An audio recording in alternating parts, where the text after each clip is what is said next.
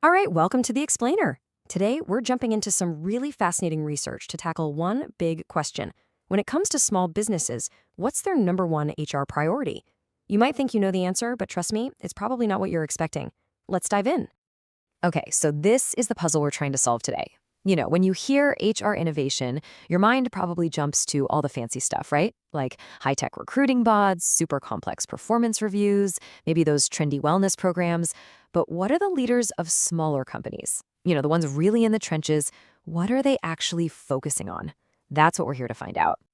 Now, before I just give you the answer, we got to set the stage here. Because this isn't just some niche business topic. What we're talking about really matters for the economic engine of an entire continent. Just look at this number for a second, 99%. And no, that is not a typo. Across all of Latin America, pretty much every single business is what you'd call a micro, small, or medium-sized enterprise. So we're not just talking about a slice of the economic pie here, we're talking about the whole dang thing. And if that 99% figure didn't make you sit up and pay attention, check this out. These are the very same businesses that create 2/3 of all private jobs in the region. Think about that. Their success, their strategies, it all has a direct line to the daily lives of millions upon millions of people.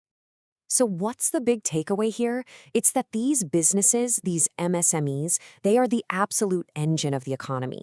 They're the ones creating dynamism and keeping things resilient. So figuring out what they're focused on, that's not just some business school exercise. It's like looking into a crystal ball for the whole continent's economic future.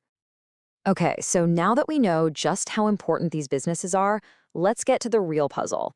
See, these companies are playing a totally different game than the big corporate giants, especially when it comes to human resources. And you can really see the difference here, right? On one side, you've got the huge corporations with their fancy HR systems, tons of professional managers, and, let's be honest, pretty deep pockets. But on the other side, MSMEs are dealing with tight budgets, flatter management structures, and they're constantly putting out fires. They can't just copy and paste the HR playbook from a Fortune 500 company. It just wouldn't work. And as if all that wasn't hard enough, today's world throws even more at them. I mean, they're trying to attract and keep good people, build a flexible workforce, navigate this maze of new labor laws, and keep up with globalization and tech changes. And they have to do it all with a fraction of the resources. It just makes their choices in HR that much more critical. So, with all these pressures squeezing them from all sides, what do these leaders actually prioritize? Well, to figure that out, some researchers put together a really clever investigation to cut through all the guesswork and get right to the facts. And their method was super straightforward. They went right to the source and surveyed almost 400 business leaders in Mexico. They asked them about 5 key areas of HR, and then they crunched the numbers to see which one really floated to the top. So here are the 5 main contenders in our little competition. The researchers asked leaders, how much do you focus on new ways of recruiting, new ways of doing performance reviews, defining who does what, measuring the overall mood of the company, and of course, controlling the money? So place your bets. Which one do you think won? All right, and this is where it gets really interesting, because when the results came in, the answer wasn't just a little bit clear, it was a statistical knockout. One of these priorities stood head and shoulders above all the rest. Just look at the chart. It really tells the whole story. The leaders scored each priority on a 5-point scale, and you can see that defining responsibilities shot up past 3.1, while every, and I mean every, other category was stuck below 3.0. I'm talking recruiting, performance reviews, company culture, none of them even came close. The data just screams a clear, undeniable focus. And this right here, this is the exact statement from the survey that got the highest score. The company has defined personnel responsibilities and adjusts them to improve efficiency. It's not about finding new stars or making people happy.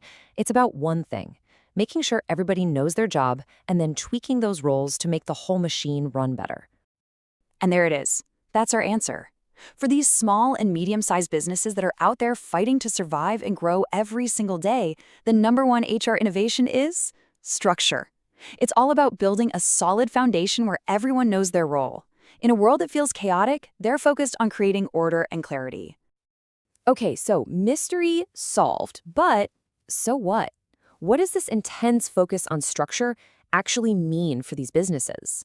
Well, like any strategy, it's got some real strengths, but it also creates some pretty big potential blind spots we need to talk about. First, let's talk about the good stuff. This focus is a huge strength. I mean, when everyone knows exactly what they're supposed to be doing, you get clarity, you get efficiency, it makes the whole business more nimble and resilient, which is absolutely vital when you're a smaller player. It's a smart, pragmatic, get the job done approach. But there's always a but, isn't there? Here's the trade-off. Remember how low the score was for recruiting new people? This research suggests that could be a major blind spot. They might be absolute masters at organizing the team they already have, but they could be seriously struggling to bring in the best new talent. And that's not the only potential problem. Those low scores for performance reviews and measuring company morale, that's really telling. If you're relentlessly focused on roles and efficiency, but you're not paying attention to whether your employees are happy and feel valued, well, that's a recipe for burnout and high turnover down the road. Now, everything we've talked about today comes directly from a specific piece of academic research. And for any of you who want to geek out and go straight to the source material to dig in even deeper, we're going to give you the full citation. And that really brings us to the big final question, doesn't it? This laser focus on operational efficiency is clearly a powerful survival tool. But is it enough to win in the long run? Can these businesses, the very engine of a continent's economy, really thrive if they don't also get innovative with how they find and keep the best people? That's definitely something we're thinking about. And as promised, here's that full APA reference for the study we've been breaking down today.